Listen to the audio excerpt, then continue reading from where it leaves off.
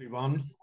Thank you very much for joining us this afternoon, and particularly at such short notice. I just want to go through a few house rules. For those of you who have joined us before for our webinars, you'll already know the house rules. But if you can all kindly turn off your video and turn off your mics, so that we can focus all the attention audibly and visually on our very distinguished speaker today, Reservist Brigadier General Amir Avivi. Hello, everybody. Of the Habithonistim Institute in Israel. So if all of you could kindly turn off your video, mute your microphones, and any questions that you have, please do submit them in the chat facility in this meeting, and we will do our very best to get as many of them responded to as possible. Please don't be shy about asking anything you may want to. That is why we have our guest here today, who will be explaining the current situation and the issues that led to where we are now.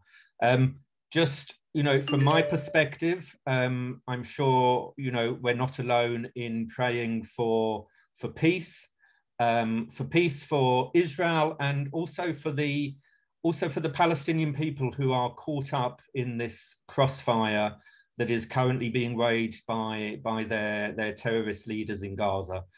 We mustn't lose sight of the fact that there are innocent people in Gaza who are suffering because of this, and you know, we all hope for as quicker an ending to this current round of violence that's being perpetrated from Hamas.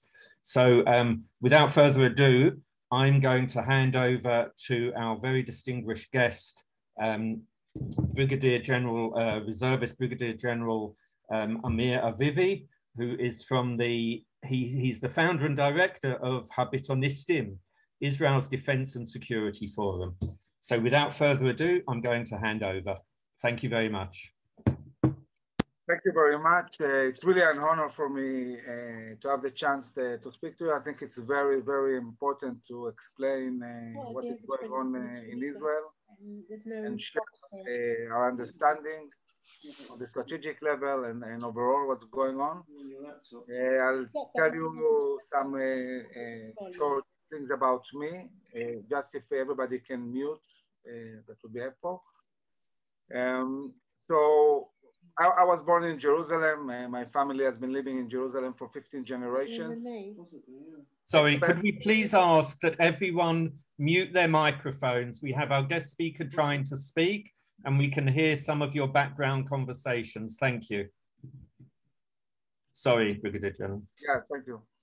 So, although I come from a family that has been living many generations in Jerusalem, personally, when I was young, I spent only 3 years in Israel. My father was a very esteemed diplomat. He was Israel's ambassador in Turkey, Chile, and Colombia. So basically, I spent all of my youth moving from country to country. I lived in Italy for a few years, in South America, in Chile and Argentina, and in Ivory Coast. And I graduated from a British high school, actually. I did my O-levels and A-levels. It was in Rome, in a school called St. George's. And I even got to be house captain in my last years. So I have many, many friends in the UK. And I had many times the chance to visit and participate in school reunions and so on. I joined the IDF at the age of 18 and spent 30 years in the army, from simple soldier all the way to general. Shortly, things worth mentioning, I was a battalion commander in 2002 in the big operation held in Judean Samaria in the Second Intifada. I was aide-de-camp, like a personal assistant of the General Chief of Staff was at the time Bogie alone, where for the first time I had the chance to see things on the national level, cabinet meetings, meetings with the Prime Minister, Minister of Defense, and so on. I commanded as a brigade commander the Egyptian border, and I was also deputy division commander of Gaza. And in my last position, I was in charge of auditing with hundreds of auditors, all of the Israeli defense establishment, and all of the IDF, the Ministry of Defense, and the military industries. And in that capacity, really, I had the chance to see from the minister's office everything. I audited the readiness for things like attacking Iran or the northern border or Gaza, huge projects, procurement, and so on. One of the things I was really worried about when I retired from the IDF was the fact that maybe the biggest question of all, what would ensure that Israel will thrive and be secure and exist for generations to come? There wasn't a single organization in Israel or the Jewish world that dealt with this question. Looking at national security in the really long term and focusing on the question how we can ensure that we won't find ourselves once again in exile. So I felt the need to establish a new organization, and I did a year ago. I established Habithonistim, which in Hebrew basically means the high-ranking security experts. Since the establishment of this organization, more than 2,000 high-ranking officers, commanders, and operators from all Israeli security forces joined the organization, which means that people really felt that this was an organization that was needed.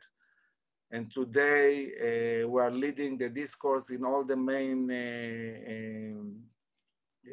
channels, TV channels in Israel. We are talking to the society. We are educating the young generation in Israel, and we want to do it more and more also within the Jewish communities. Just in the last 4 days, my organization, since we are many officers, we spoke with more than 30 different Jewish communities and organizations, and this is in 3 days. We are reaching out. People want to hear a voice that is an authority voice, people who actually have been in the ground, who have been fighting for Israel for many years. But we are not only an authority voice, we are a Zionist, very Zionist proud and Jewish proud organization who believe in our right to live in the land of Israel. And then also we deal with solutions and try to think out of the box. How can we improve our lives here? So this is really briefly talking a bit about me and the organization. Afterwards, I will send you a link to the website so you can go in and see what we do. I want to talk about the situation and explain why it's happening and my assessment as a general what is going to happen afterwards. We are facing in the last few days and more so since Jerusalem Day, a very complex situation in two main arenas. One is Gaza. In Gaza, Hamas, on the 10th of May, Jerusalem Day, started shooting at Israel rockets. Hamas has an arsenal of more than 50,000 rockets, which has developed in the last years. And it started by shooting Jerusalem on Jerusalem Day. Then the shooting went also to the surroundings of the Gaza, the cities around Gaza, like Ashkelon, Ashdod, Sderot, and all the towns and kibbutzim. Afterwards, the shooting went wider also to the area of Tel Aviv with hundreds of rockets being shot at Israeli cities. And it was very, very intense. Till now, more than 3,000 rockets have been shot. The Israeli Defense Forces are doing an amazing job with Iron Dome. Iron Dome till now managed to destroy more than 1,000 rockets. Other rockets simply fell in open areas. And there were very few rockets that actually hit. But since these rockets are very big with big warheads, if they do hit, usually they cause quite a lot of damage.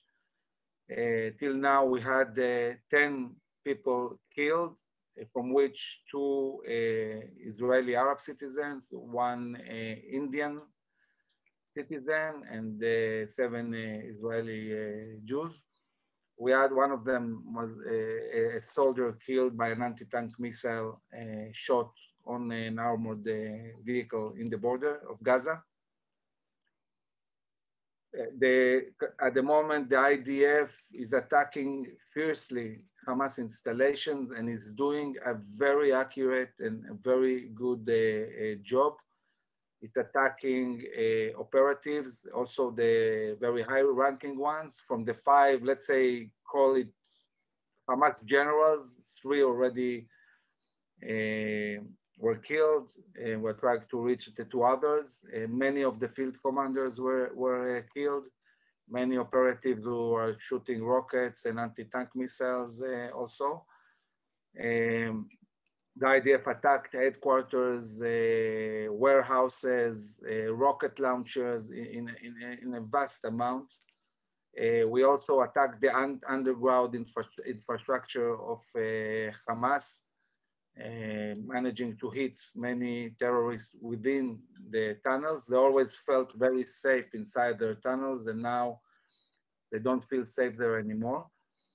And really talking about the Gaza area, the big question is, how hard do we need to hit in order to achieve a long-term kind of ceasefire in Gaza? I would say that the understanding of the chief of staff is that simply you need to go back to the basics of how you do things in the army. And the basics is that if you don't manage to destroy at least 60 to 80% of the capabilities of the other side, then it's not decisive. So this is what we're trying to do. We're trying to really destroy all the capabilities, but doing it in a very, very surgically way, trying to minimize as much as we can hitting Palestinian civilians. Until now, I can tell you we are doing an incredible job. I don't think there is any single army in the world that is able to conduct such a precise attack in such a dense urban area, taking in account that the terrorists want to hide behind civilians. They build all the infrastructure in civilian areas. So this requires a very, very good intelligence and precise munition, and this is what we are doing. The Israeli Defense Forces, the way I understand it, have no intention of launching a ground attack into Gaza. We don't want to go in for many reasons, which we will talk about it later. So basically, everything is done from afar using basically mostly the Air Force. So this is Gaza. And this is the simple part to deal with. It's straightforward. We know what to do. We know how to use the army. Our civilians know what to do. They know they have their sirens. They know when to go to shelter. This is straightforward. It's hard. It's sad. It's difficult, but it's pretty much simple. The other thing that is going on is pogroms and riots at such a level that hasn't been seen in Israel since 1948. The last time we saw big riots in the Arab-Israeli society was in 2000 when Arafat launched the first Intifada and many of them joined. Again, these things happen usually when the more Islamistic elements in the Israeli Arab society feel that Israel is weak, that now they have maybe a chance of doing some kind of nationalistic Arab appraisal, and then they attack. In 2000, we dealt with it really fast and strong, and it stopped after like 2 weeks. But it was hardly the extent of what we have seen in Israel in the last few days. What we have seen in Israel, Arabs carrying pogroms on Jews hasn't happened since the independence war. And while this is happening, also we have unfortunately some groups of Jews who retaliate and attack Arabs. And we're sorry for that because we are Jews. We think Jews have higher standards and values, and we condemn that. And we call everybody to let the police and the border patrol, the Magav, to do their job.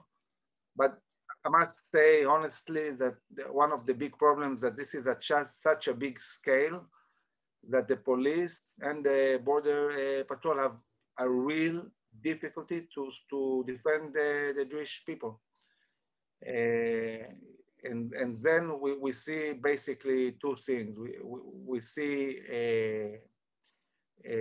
many Jewish Israelis who come to secure their friends and help and assist and bring food and so on. And this is great.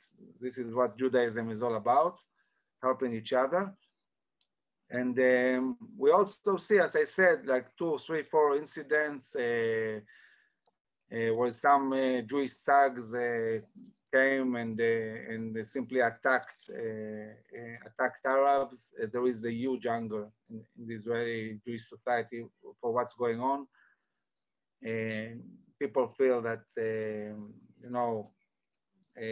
this is unjust and that the Israeli Arab society has been really embedded in Israel and they serve in the Supreme Court, and there are doctors and lawyers and many huge amount of Arabs in universities, and how come this is happening? So I think that, of course, I'm sure that it's important to try and understand what's going on. Why is this happening? And it's not one reason. I think we need to talk about several reasons. I'm not going to start necessarily with the most important one, but I would like to talk about the overall overview. First of all, one of the things, not the most important one, but one of the things that is affecting the overall region, also what is going on in Israel and the Palestinians, is the change of administration in the US. As you all know, Trump's administration was extremely supportive of Israel and was very harsh on the Palestinians, demanding from them to stop inciting in schools, to stop paying terrorists, to dismantle all their terror organizations and so on. So at the time, when Trump was in office, the Palestinians felt that they are on the defense, that they need to stay more quiet, that they don't have the backup of the US. And under these circumstances, the Trump administration managed to do pretty amazing things. He moved the embassy to Jerusalem. He declared that Jerusalem is forever the united capital of the Jewish people. It recognized the Golan Heights. It basically almost brought sovereignty over the Jordan Valley and the Jewish towns, and it recognized our rights in the Judea and Samaria. And it's amazing, all these things happened, and nothing happened on the Palestinian side. Now, we're talking about riots that started over two, I would say, really blood labels. One is the usual blood label, which is the Temple Mount. Each time the Palestinians want to hit things, they send rioters to Temple Mount. they start to riot. The police, of course, needs to restore law and order, so they go into the mountain to restore law and order, and then they say, the Jews are trying to change the status quo, they are trying to get hold of the Temple Mount, and then usually there is a kind of mess. It's always the same all the time. Of course, Israel have never changed the policy or the status quo in the Temple Mount. This is one thing. And the other thing was that in one of the eastern neighborhoods in Jerusalem, Sheikh Jarrah, there was a dispute over houses that belonged to Jews, but Arabs lived there, and this was taken to the court, something really not such a big deal. The Supreme Court is dealing with this, it's taken care of. But when you want to really get people mad, you immediately start the incitement and the blood labels, and the Jews are trying to conquer East Jerusalem and whatever. And this is basically what's happening. So one thing, as I said, is Trump's administration. The other thing is that within the Palestinian society, and specifically the Palestinian Authority, there was supposed to be Palestinian elections a few weeks ago.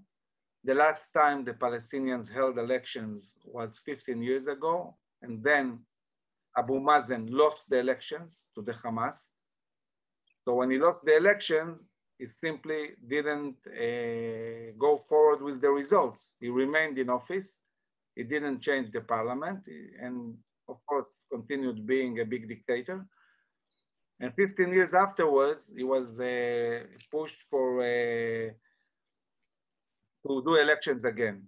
When he realized that again he's going to lose, big time this time, because the Palestinian Authority are broken into 4 different parties. The Hamas is united. So it was obvious that the Hamas is going to win. So he decided not to go forward with the elections. And of course, he expected huge pressure on him, international and within the Palestinian society. So he did what they always do. He said, I will shift the attention to Israel. And he did. He did. He started really putting pressure on the issue of Sheikh Jarrah and Temple Mount. Arabs in Jerusalem started rioting for like more than 1 or 2 weeks. And this climax got bigger and bigger. And what the Hamas did, they said, okay, we didn't go to elections. We didn't get control of the Palestinians. But now we're going to use this very religious issue of Temple Mount, and we're getting hold of this event, and we're going to lead it.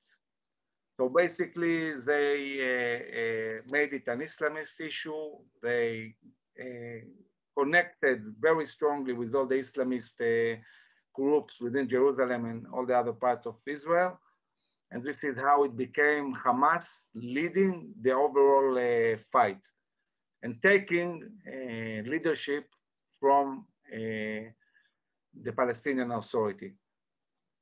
So I would say in a way, not in a way, this is the situation. We are victims of a fight between the 2 entities of the Palestinian people, the Hamas and the Palestinian Authority. But there's 2 other things that are affecting this, and one of the maybe biggest issues is the fact that for 2 years, Israel is in a situation that politically very, very unstable.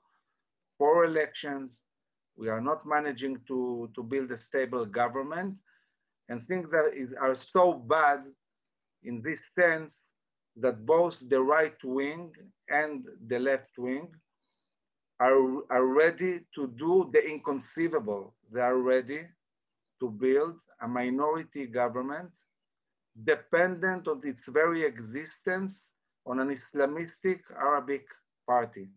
Now, I'm not saying, God forbid, that Arabs cannot be part of the political game. Of course they can. But there is a huge difference between having what Zionism is all about, having a Zionist majority government, and then talking about who is also going to join the coalition. Building a minority government that is dependent on an Arab party, especially an Islamist one, which is the Muslim Brotherhood. These are the guys that ideologically affiliate to Hamas. This is, in my perspective, the end of Zionism. I mean, we talk a lot about why we need a majority of Jews in Israel. Well, really, only for one reason. It's a political reason. There is no other reason why we need a majority of Jews in Israel. It's about building a Zionist government. And the fact that Jews fighting themselves are willing to give the keys of the government to Arabs basically created a situation which we in my organization saw months ago. And we said it to the Prime Minister and we said it to many of the ministers and MKs in the Knesset. The way this is perceived in the Arab society is like a point of breaking of the Jews and Zionism, and a moment they can seize in order to take control. So really this is the focal point, because okay, there are many issues around, but why have the nerves to do a whole appraisal? The answer is we are perceived as weak. We are not united. We are willing to do things we have never done before. And it's funny because on one hand you would say, wow, listen, what a great democracy. I mean, Jews are willing to build a government dependent on Arabs. This is like a dream for people who don't care about the Jewish Zionist Jewish Zionist Israel, but a country that is a country of all its citizens, and it sounds like a great thing. But it's amazing to see the way they perceive it. They perceive it as weakness. Now, one of the reasons why suddenly they could riot so much is that actually in the last years, the situation talking about accumulating weapons in Arab towns, stealing from Jewish towns, rioting within cities, big cities like Lod, like Acre, in the Negev, in the Galiz. This has been going on for a very, very long time. My spokesman in my organization, Layush, he lives in Lod. It's a mixed city. I've known him for more than a year. Every single day in the last year I've known him, there is issues in Lod all the time. And since the police hasn't been able for many reasons to really deal with it in the way it should be done, this grew and grew and grew. And it's not, think about it, it's not very different in a way what we see in Europe today, in Paris, and maybe also, I don't know, in London, in other places where you have big areas that are predominantly dominated by Muslims and that become no man's land. The police don't go in. And then at the beginning, it's all problems within this neighborhood. But at a certain moment, this problem started going out to other places. And basically, this is what's going on in Israel. And I can say that my organization has sent a letter 6 months ago to the Prime Minister saying, Prime Minister Netanyahu, we are having a huge problem inside Israel. You need to shift, to allocate manpower and budget and people from the IDF, from the Israeli Defense Forces, to the police and the border control unit. We saw it 6 months ago. We wrote about it, we talked about it, and unfortunately it didn't happen. And this means that what's happening now that since the police and the Shin Bet, the Shabak, and the border control, and don't have enough power to deal with all these issues, now we need to ask ourselves a big question. Are we bringing the army into Israeli cities? This is a big deal. We don't have, like in the United States, a national guard, like military of what's going on inside the states. We have police, we have border control units, but they are not enough. So it will be interesting to see what will happen. I think that the thing that bothers me most at this stage is that the really delicate relations we have built for so many years with the Arab society really broke. There is a huge mistrust. I can give you a personal example. My wife, she is an ambulance driver and medic. She volunteers in Mada. Where I live in Caesarea, half of the volunteers are Arabs and half of the volunteers are Jews. We know all of them. We've been going to restaurants with them. They're all Facebook friends. At this moment, no Jew is willing to come to volunteer with the Arabs, and especially not inside Arab towns. They are afraid. And this is really sad, because for many years we built quite a good relationship. I can tell you, by the way, that in my organization that has more than 2,000 officers and commanders, I have in my organization many Arabs who served in the army. I have officers, and I'm phoning them, we're talking, and we're all really worried about what's going on. And so this is the overall situation. And now really the question is, how do we stabilize what's going on in Israel? I must say that in the last day, things a bit calmed down inside Israel. And how do we finish what's going on in Gaza? Because the IDF is putting a lot of pressure now. And I wanna say one thing about it before I let you ask questions, because I would really want to hear your questions and elaborate through them. That when we are dealing with the question how this is going to end, we need to understand that the whole Middle East is looking at us, that Iran is the one orchestrating everything. Iran is the one that built all the forces of Hamas, and in the north, Hezbollah, and all these units in Syria and Yemen and so on.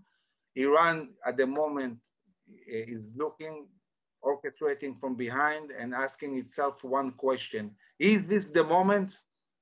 Are we going to annihilate the Jews now? Do we need to bring in also Hezbollah with 150,000 rockets? And in this sense, if we are not decisive in Gaza, if we don't win big time, if we don't bring security to Israeli cities, we might find ourselves in a situation where this huge event will broaden and will become a war all over the Israeli borders. So this is a very delicate moment where Israel needs to stand strong. And for this, two things needs to happen. Very important. One is on the political level. On the political level, we need a strong Zionist resolute government that will restore security in Gaza and inside Israel, and deterrence all over the Middle East.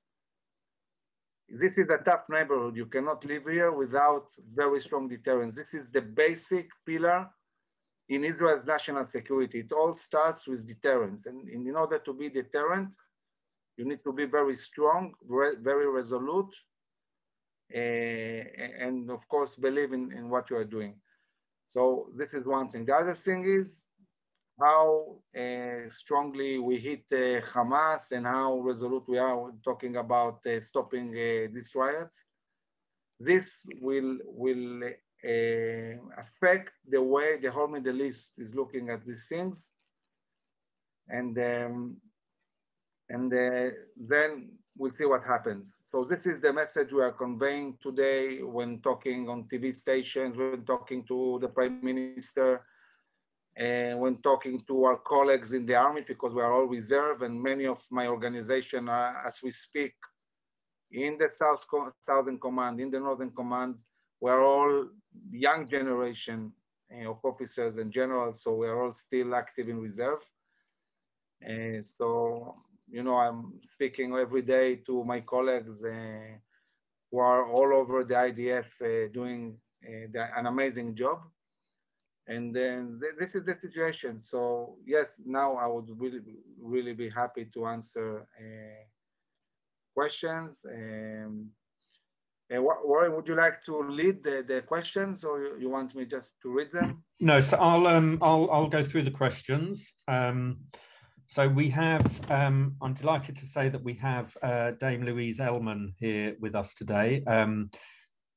Dame Louise is a former Labour MP and has been a stalwart, very strong support for Israel in Parliament.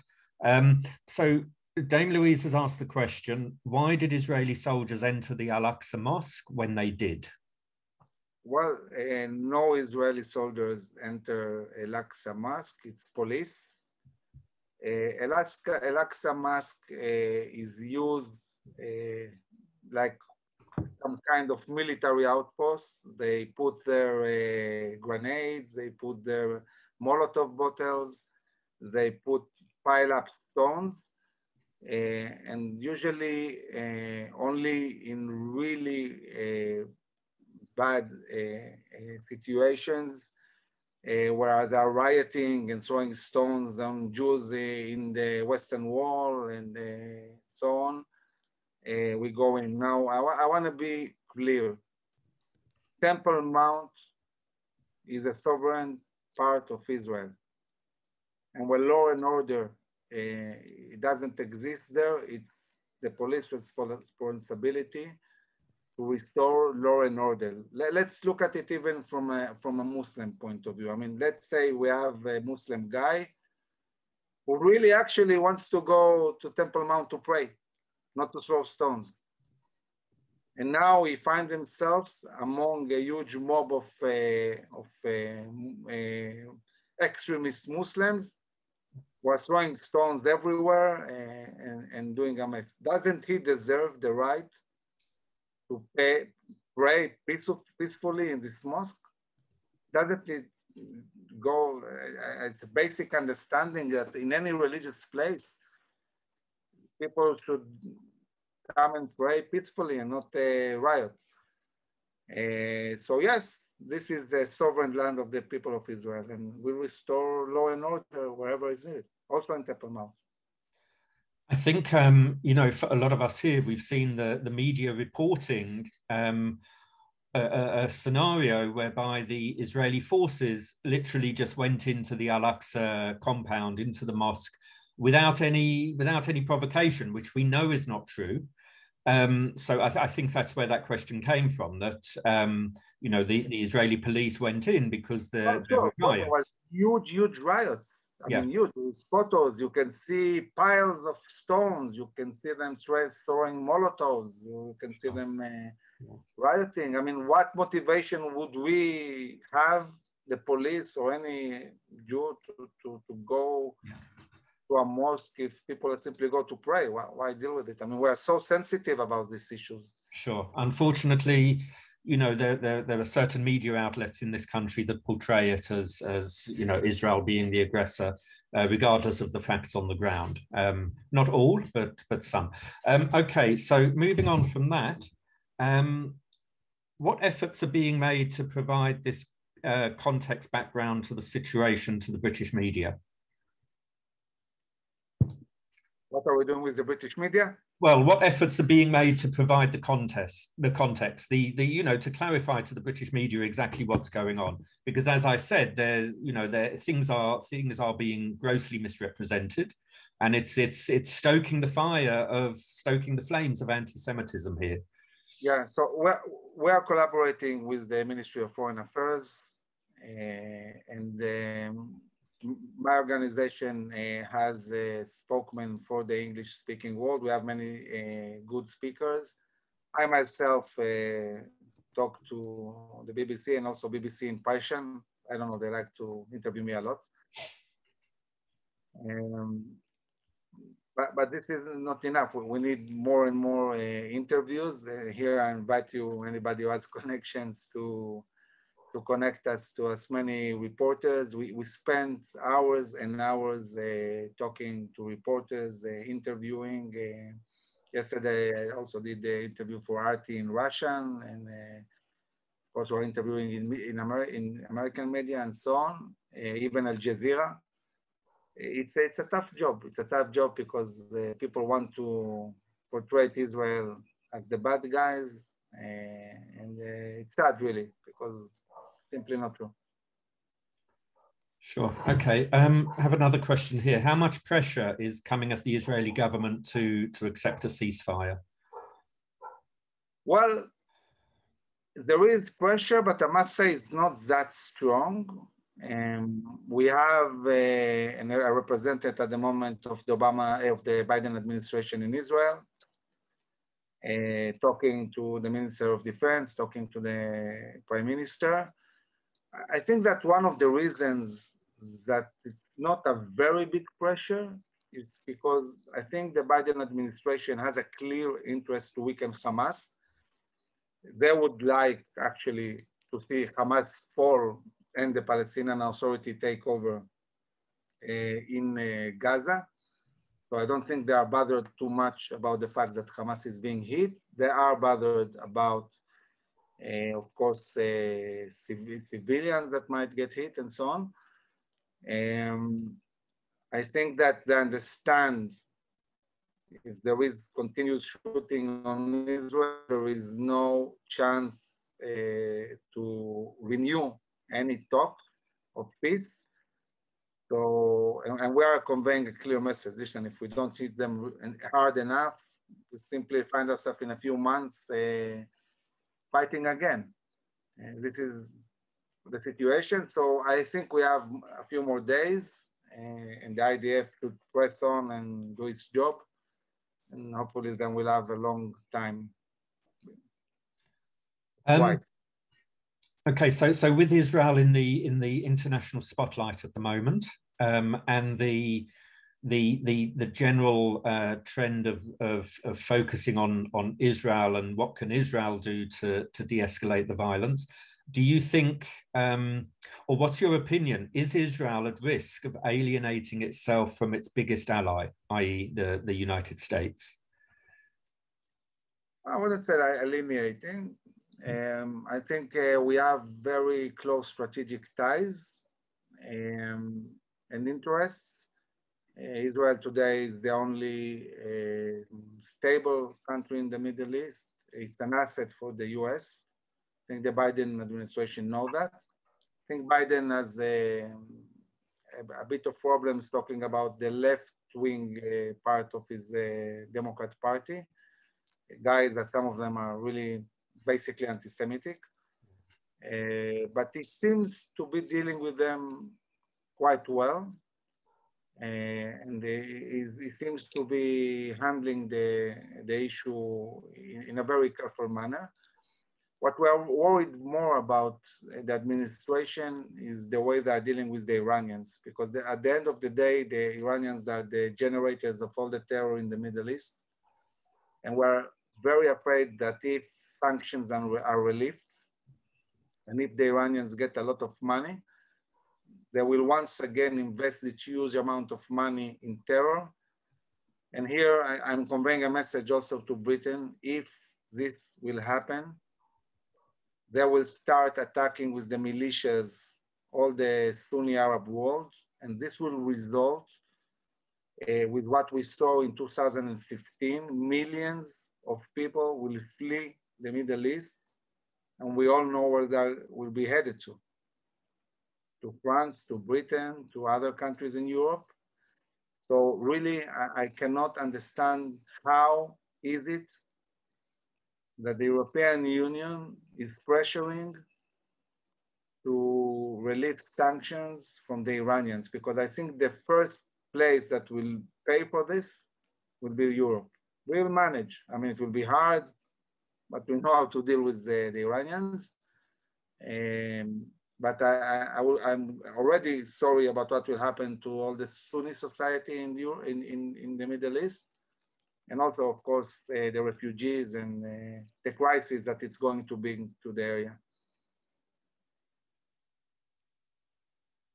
Sorry, I'm muted. Okay.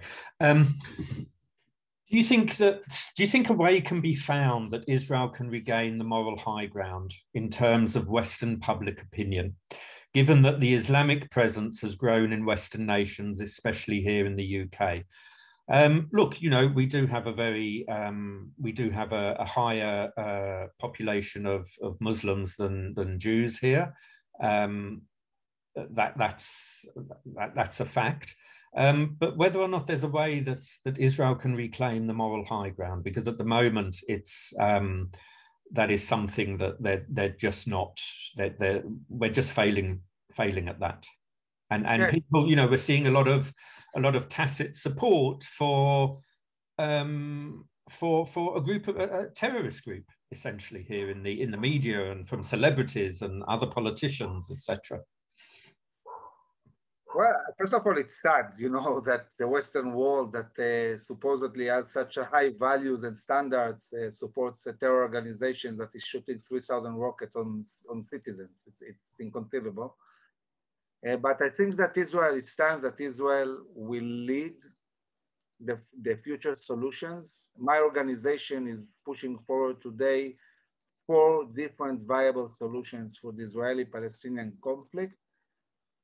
None of them undermine the security of Israel. None of them undermine our right for the most important places in Judea and Samaria, and all the solutions are very good for the Palestinians as well. So, you know, we have been stuck with a paradigm that was created in 1936 when the PIL group came to Israel and suggested a certain solution. And since then, we are stuck with this completely irrelevant solution, which basically undermines the very existence of Israel, and also I'm not sure gives a good solution to the Palestinians.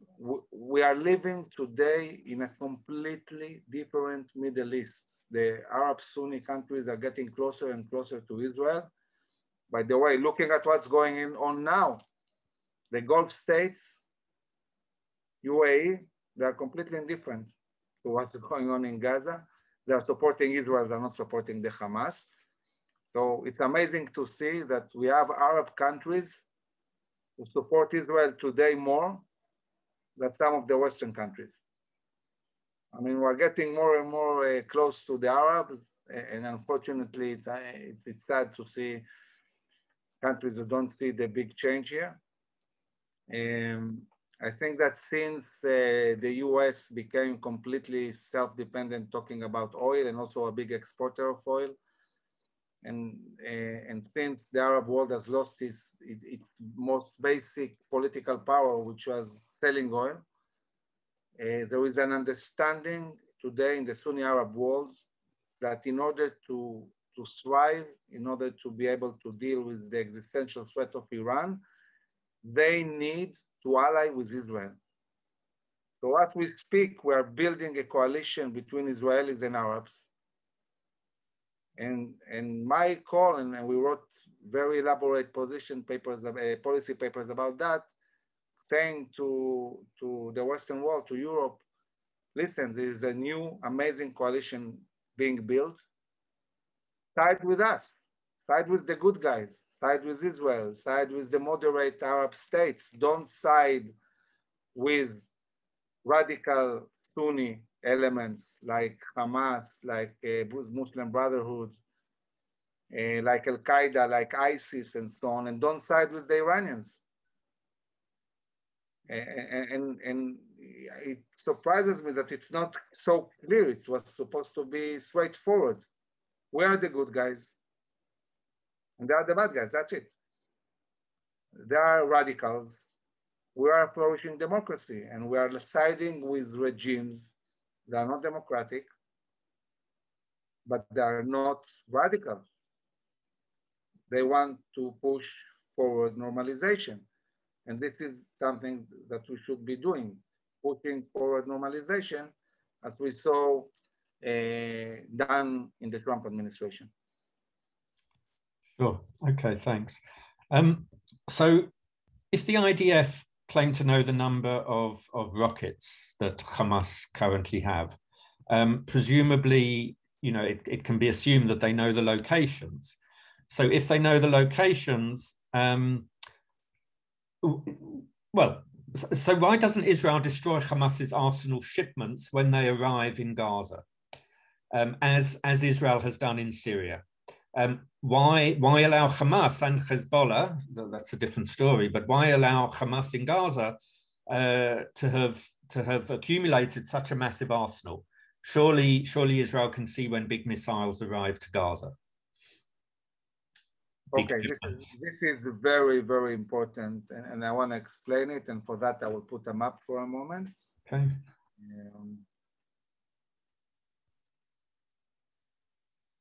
Okay, we see the map of Israel. What we see in this map is we see Israel, we see Judea and Samaria, what is called the West Bank, and we see this small tiny part called Gaza. So until the Oslo Agreement, the situation in Gaza was similar to the situation in Judea and Samaria. Israel had overall security control in Gaza, meaning that if, let's say, somebody in the city of Gaza wants to build a bomb or do anything, that very night, Israeli Defense Forces would go and apprehend him, and that's it. Today, in a much bigger area in Judea and Samaria, and although we are not controlling the Palestinians, they are governing themselves, but the overall security is Israel. So basically, in cities, in Arab cities like Nablus, like Ramallah, like Beit Lehem, like Hebron, these are governed by the Palestinians, Palestinian schools, Palestinian government, and so on. But if a terrorist wants to do something, the IDF goes in and apprehends him. What happened in Gaza was that at stage 1 in Oslo, we retreated completely from the cities, deciding that we're not going back at all. We're not operating inside cities in Gaza. So basically, the moment we left, actually like a day after we left, in the peak of the peace process, they started building rocket factories. And it took them 6 years to develop the rockets, to produce the rockets. And then one day, 20 years ago exactly, it wasn't Hamas, it was still Fatah. We were still, by the way, in Gush Katif, and we were still controlling the border with Egypt. They started shooting thousands and thousands of rockets on Sderot, all the surroundings of Gaza. Why the surroundings? Because this was the range of the rockets they managed to produce. And this is while we are inside, but not inside the cities. And then what happened is that in Gaza, it became living hell for the Jews that live inside Gaza, and also living hell for the Jews around Gaza. And then came the disengagement. Now, I talked about it yesterday in prime time on TV, and this is having huge waves in Israel now. What I said that when I was aide-de-camp, me and the chief of staff heard about the disengagement in the news. Sharon didn't talk to anybody about it. He simply decided. And then we were invited to a cabinet meeting. And in the cabinet meeting, Prime Minister Sharon asked, he said, he didn't ask, he said, we are going to disengage, meaning we are going to take 6,000 Jews out of Gaza, and we are going to connect Gaza to Egypt. It's a border of 15 kilometers, like 10 miles, something like that.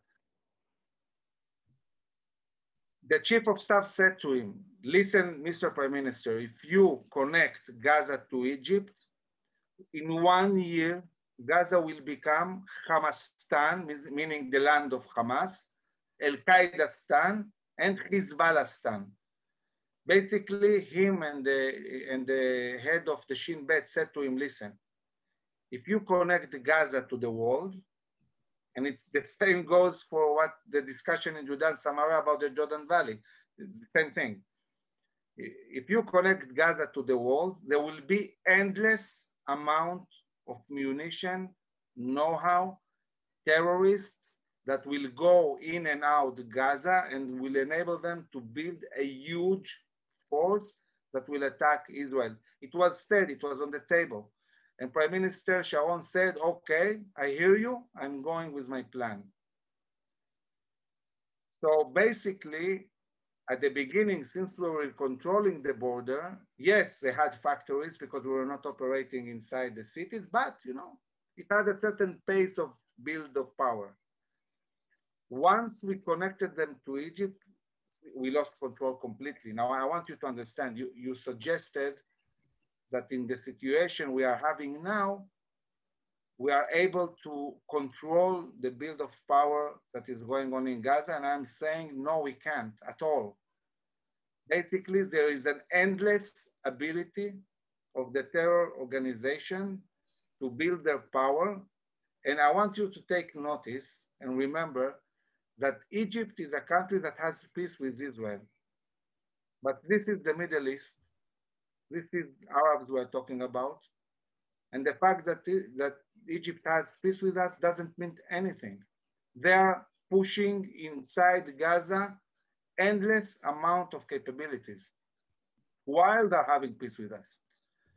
So let's look at what I said now and reimagine it. In the high mountains of Judah and Samaria, where we, the Jewish people, defeated empires in the past. So basically, this issue goes the same for Judah and Samaria. If we leave the Jordan Valley and connect the world to the Palestinians, if we leave our ability to operate inside towns in Judea and Samaria, with the ability is dependent completely on massive presence of Jews. It's not the army controlling, it's the population being there that enables us to do what we need to do. Not govern them, they are governing themselves, but they have a lot of terror inside them. That's it, that's the reality. So basically, even in this situation in Gaza, as it is, even if we win decisively, even if we destroy 90% of the capabilities, and now we have 6, 7, 8 years of quiet, in these 6, 7 years of quiet, they can build this power once again. And actually, from operation to operation, the rockets are getting bigger, the range is getting much bigger, the warheads are getting much better, the accuracy is getting much better, and this is what we're dealing with. Now, we cannot duplicate this catastrophe to Judah and Samaria, because if we do, I'm telling you as a general, Israel will cease to exist. It's something we cannot deal with. There is no capability to the IDF to deal with 10 times Gaza in Judah and Samaria. And I'm reminding you that in the Palestinian elections, if they would have held the elections, it's the Hamas that would have won. Yeah. So this is what's going on. So this is reality. And this is the price we are paying for decisions taken long time ago in Oslo and the disengagement. Mm-hmm. Mm-hmm. Understood. Understood. So following the targeted attack on the targeted retaliation on the Al-Jalal Tower in Gaza yesterday, are you able to elaborate on why the Associated Press office was targeted? As you can imagine, in our media here, it's created a very negative public relations backlash. As I understand it, there were no casualties. No. As I understand it, yep. But it's created a very huge backlash. You know, how can Israel target a journalist's office, etc., etc. The person asking this question has written, can evidence be provided demonstrating that Hamas were operating from the building? Now, before I hand over to you, Brigadier General, as I understand it, Israel has presented evidence to the United States, who, as I understand it, requested the evidence. What we're not seeing is that coming out into the public realm. So could you just elaborate a bit on why the office was targeted, why the building was targeted, and can evidence be provided? Okay, international law of engagement is really straightforward. It says that if in a place, whatever this place is, you have military installations, this is a military target. This building was full of Hamas officers. They hold their intelligence units, not all of them, but many of them, and they even use the Hamas itself, part of the services of this press officers. So these guys knew they are sitting in a building of Hamas, and yet they chose to do so. And of course, we will not shoot when you have reporters or whatever, so we asked to evacuate it, but this is a military site according to international law. It doesn't come by chance. Listen, this is what Hamas does. Hamas takes its installations to schools, to mosques, to private houses of people, to offices. And instead of condemning this terror organization that is hiding behind citizens and endangering them, it's really sad that the international community sides with terrorists and asks such questions. I mean, it should be obvious that if this is a place where you have a military installation, the law is really straightforward. And look, all these sites we are attacking, we have collected intelligence on them for years. Every place we attack, there is a whole process which includes lawyers, international lawyers, which include a very, very elaborate intelligence work, which include producing a file, very organized file, that I don't know what's wrong with this door. Exactly how it's going to be attacked, with what kind of munitions it is going to be attacked. Everything is done really, really precisely. And in this sense, I think that IDF is doing the right thing and are doing a very good job. Okay. How much more time do you have, Brigadier General? I do. Okay, because we have, as you can imagine, we've got lots of questions. I have an interview. Sorry? In 5:30, I have an interview. Okay, fine, great, thank you. I'll bear that in mind. So we have another question here. When the IDF warns Gaza's citizens that their area is being targeted, you know, leaflets, phone calls, the knock on the roof tactic, does this also, presumably this also warns Hamas to remove their own personnel? It gives them, and this isn't something that's required, as far as I'm aware. This is not a requirement under the arms of the laws of armed conflict. Yes, it's true, but you see that although we do things that no army does, no army phone calls anybody. Exactly. No army sends a small missile just to warn before. No army sends leaflets. Okay, no one. And I think that one of the messages you could convey is that how can we ever have peace if we don't do two things? One is if Israel retreats from a place, held Palestinians responsible for this place. I mean, it's inconceivable that Israel retreated fully from the Gaza Strip, handed the keys to the Palestinians to build any life they want. They could have had now Singapore in Gaza. They choose terror, and we are blamed for this. So how can we, the Israelis, trust the international community that when we do something like that, we'll get empowered and they will get, they will have to answer for that. I mean, I think that anybody who is asking Israel to push forward peace without first saying, listen, in Oslo, we talked about Gaza and Jericho first. We gave Gaza, we received hell. Why should we move forward anywhere? I mean, first of all, let's see that Gaza becomes Singapore, and then we'll talk. Now, why is the international community not demanding that? Why are they saying to the Palestinians, listen, we trusted you, we helped you, we gave you billions and billions of dollars which you took for terror and to your private bank accounts. And we are not willing to deal with you anymore if you don't dismantle the terror organizations, if you don't do everything you were supposed to do in the Oslo agreement. They didn't do anything.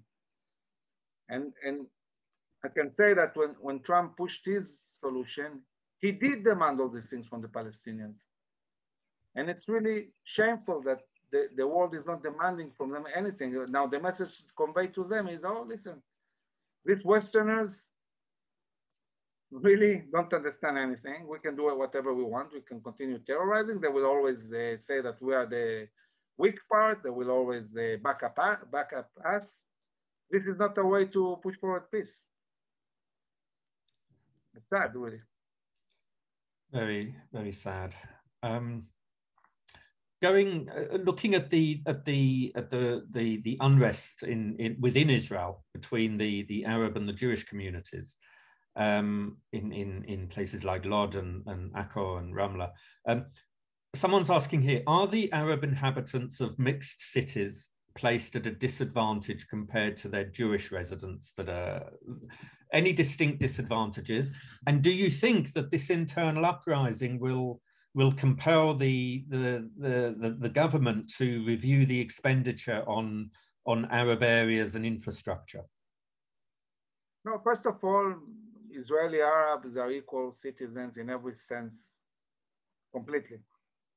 And the government has spent huge amounts of money, especially this last government, in improving the well-being of Arabs in Arab predominant cities and mixed cities. There are issues that are inner Arab. I'll give you an example. I visited an Arab city, and in Arab culture, usually there's a tendency always to blame Jews for everything. And in Jewish culture, we take blame for everything. So this is some kind of coexistence. But when we came to this Arab city, the mayor said to us, listen, look at how the city looks, look how dirty it is, look at the roads. And we said, okay. And then we asked him, listen, how much taxes are you able to take from your city, from the people living in your city? He said 10%. Now in a Jewish predominant city, Jews pay between 95 to 100%. Jews pay taxes. And with these taxes, the mayor takes the money and invests it in the city. There is no way for a mayor to invest in a city if the people don't pay taxes. In many Arab cities, they simply don't pay taxes.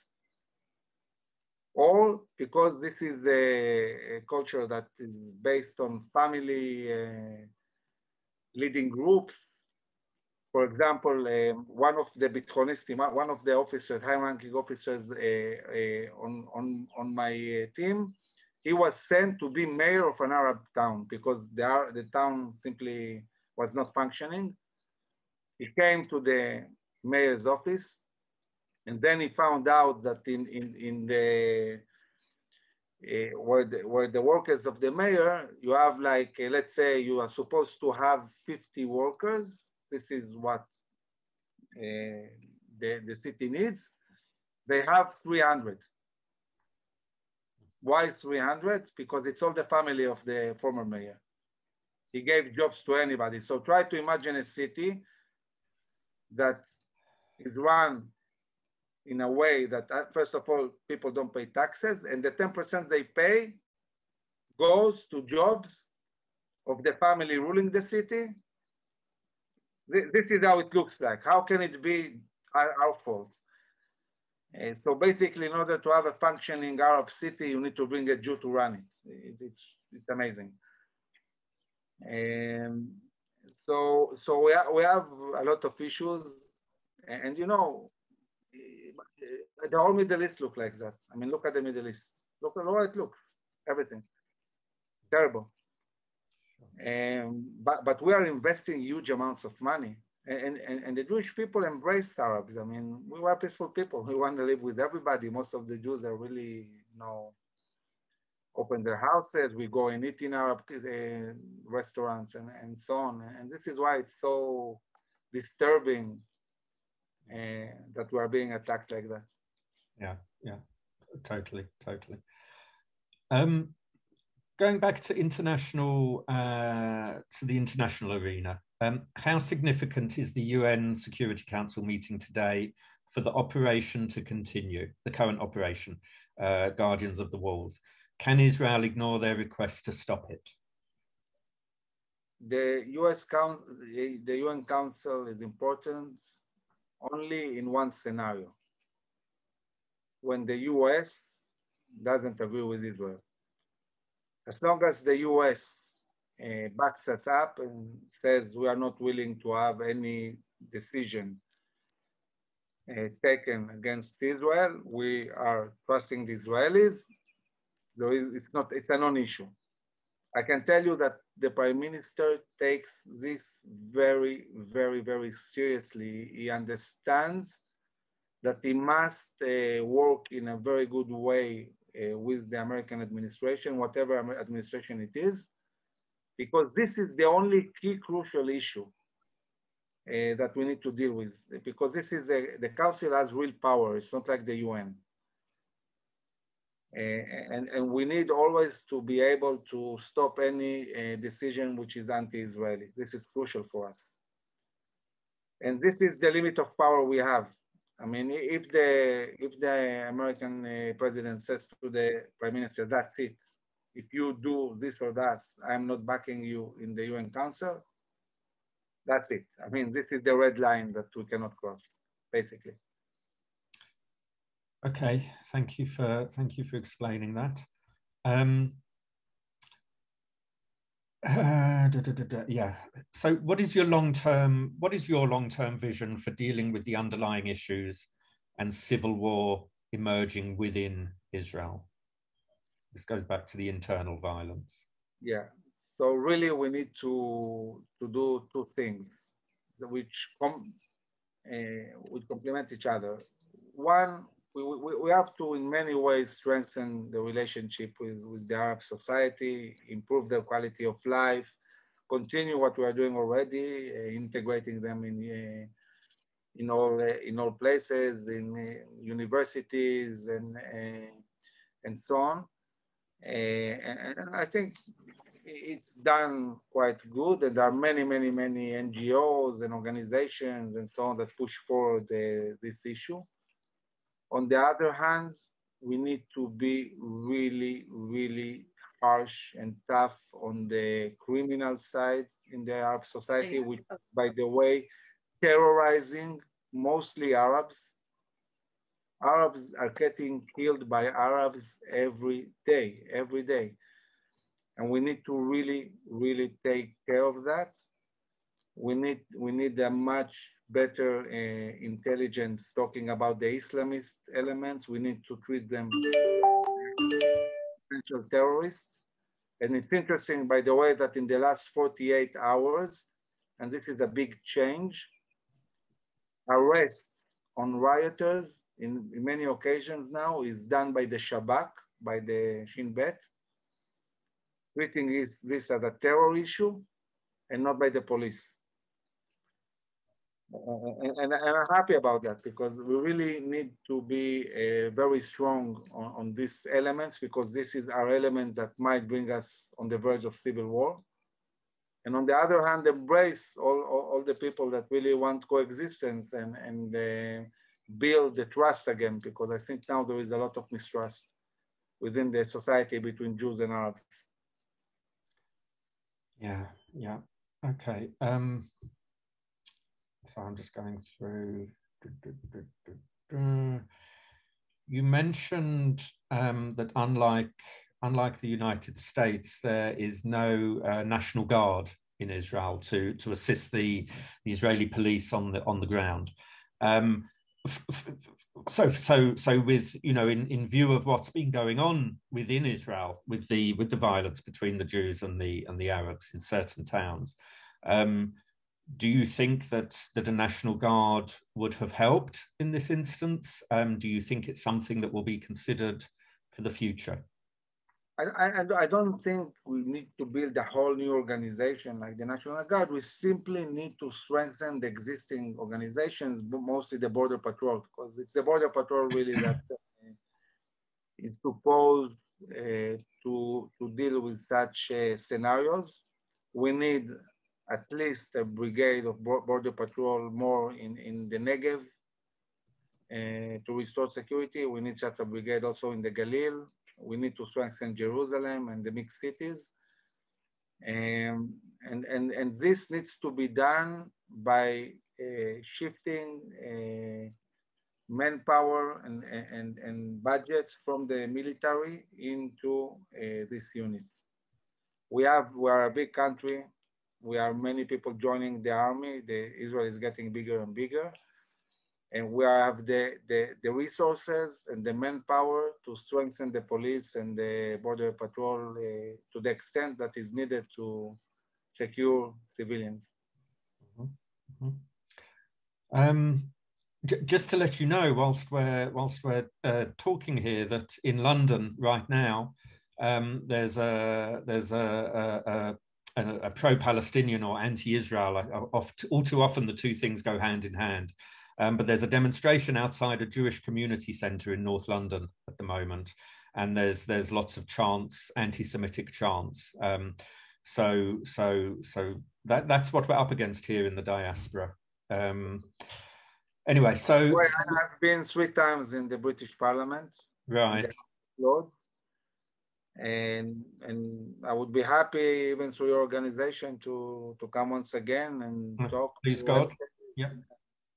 Definitely in the future, once you know, once we can travel more freely, definitely. So another, I'm just mindful of the time, and obviously you need a few minutes before your next engagement. Another question: we understand that the 2 main crossings, Erez and Kerem Shalom, are currently closed. I don't know if that's still the case. So pressure over oil, electricity, water supply, sewerage treatment, and food will presumably increase. How long can 2 million people survive these pressures, as well as the military pressure that Hamas is bringing upon them? Now, as I understand, some of the supply pipelines have been damaged by Hamas's own rocket fire. Sure. So yeah, so that's the question.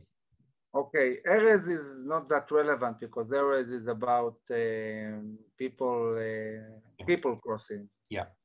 There is no need for people crossing. The only thing that is happening in Erez is like civilians that are getting hurt and that need medical assistance. And Israeli hospitals at the moment, Israeli hospitals are treating Palestinian children.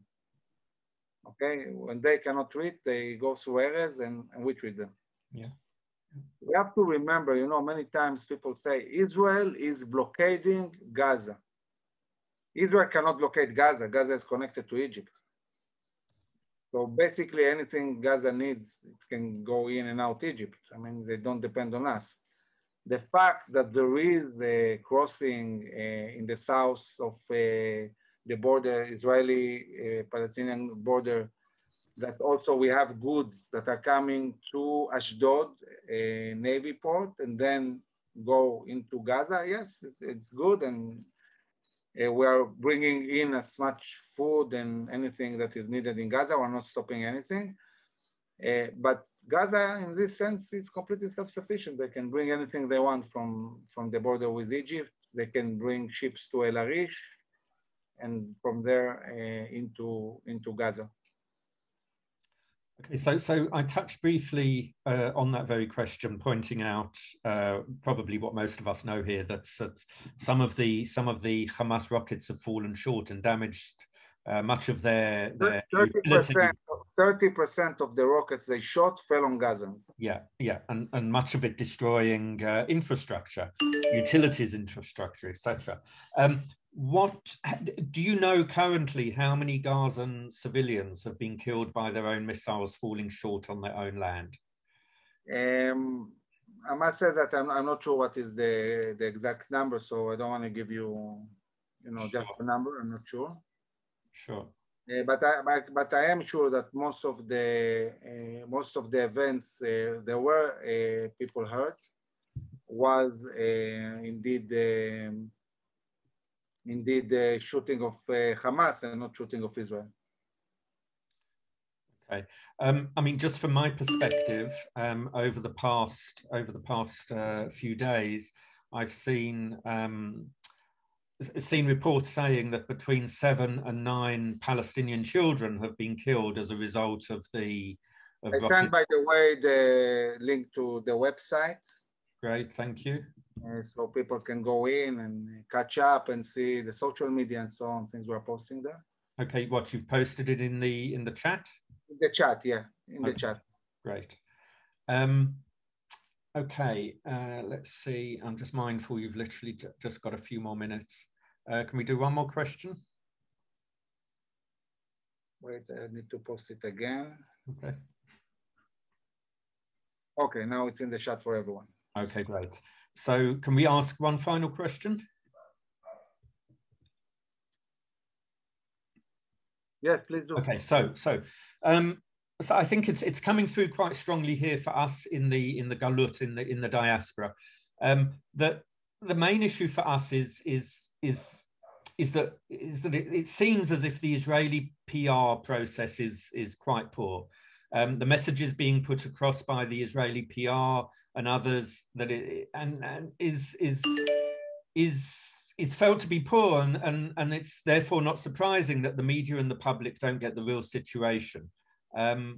What's your perception of that? What's your thoughts on that? And what more can be done? I mean, you've very kindly offered that once things ease on international travel, you can come here, and we'd absolutely be delighted to facilitate you speaking in Parliament and speaking to influential people.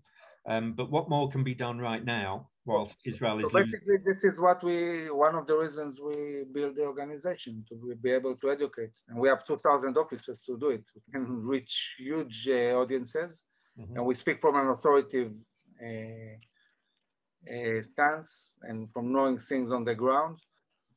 And people want to hear this voice, by the way, not only the diaspora in parliaments, but also Israeli people.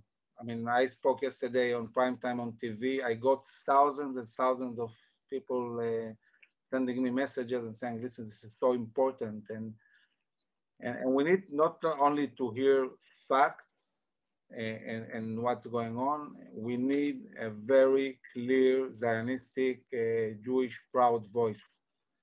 We are the righteous ones. And this message needs to be strong. We're not here to apologize. Of course, we will take responsibilities for something wrong, but we're not here to apologize for being Jews or Zionists, or for loving our country and our people. And we're proud Israelis and proud Jews, and this message should be conveyed. Look, I lived all my young life in the diaspora and was educated in international schools. And many Israelis don't realize that. People respect people who respect themselves. People respect countries that respect themselves. And we need to be proud and respect our heritage and our country. And yes, from a proud stance, explain things. I think we're doing things the best way we can. Okay. So just looking at the time, as I understand, you need to be online with someone else in just under 5 minutes. Do you have time for one more, or do you need to leave? Oh, okay, you can ask. Yeah, sure. Wonderful, thank you. So there's been a lot of. I'm offering, by the way, anytime we can do another session. Fantastic. By the way, one of the things that I'm sure will fascinate everybody is talking about peace, potential peace agreements, and how can we actually push a vision forward. Fantastic. And I would be happy to present and discuss these issues. Okay, I'll be in touch with you, definitely. So just one closing question for now. There's been a lot of talk about Iran playing a major hand in this current crisis. Do you believe that Iran is behind it? The person asking this question says that Hezbollah has so far not attacked from the Lebanon. Given Hezbollah is also an Iranian proxy terrorist group, what do you think is the reason for this non-involvement from Hezbollah? Well, it's not a matter of beliefs, it's a fact. Iran is behind it. Yeah. Iran is the generator of all the terror around us. It's building huge terror armies against Israel. It's building the Islamic Jihad, the Hamas. It's building Hezbollah for many years. It's building militias in Syria. It's building long-range missiles in Yemen. It's building a nuclear capability. And yes, Iran is the main issue, and one of the reasons why we don't do a ground operation that will take us years in Gaza is because we understand that Iran is the real problem, and we need to prepare for Iran. We cannot waste our time with Gaza and not waste resources on Gaza. We need to stabilize the issues in Gaza and prepare for Iran and for Hezbollah. These are much bigger issues. I think that the way we are attacking at the moment in Gaza is signaling to Iran and to Hezbollah, wow, these guys are serious. And we're not sure that we should deal with them now. And this is important because we need to understand that in this region, in a second, you can have an all-out war. The capabilities are there. Hezbollah has 150,000 rockets.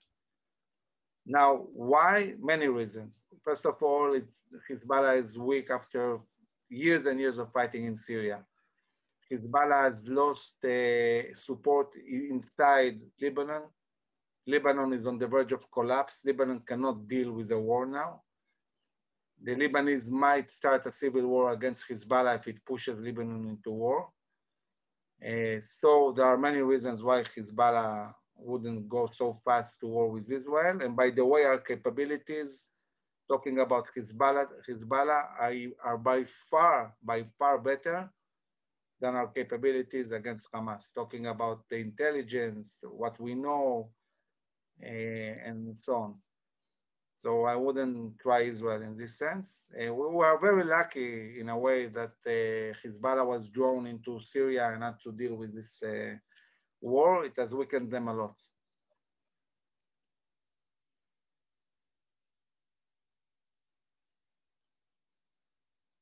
You are muted. Oh, that very common Zoom issue. You're on mute. We can't hear you. So look, it's your 5:30 now. So we'll draw this session to a close. On behalf of us all here at the ZF and our audience, thank you sincerely. You've given a very fascinating insight into what is going on. You've given us a lot of information that we can work with to combat the delegitimization that we're seeing here in our media and from politicians and celebrities. So on behalf of us all, thank you very much. Be safe. We hope that you and your family will be safe in the coming days and months. And, you know, like so many of the Jewish community and pro-Israel community, we're all praying for peace. So thank you very much. Keep all safe, and we'll keep Israel safe. Wonderful.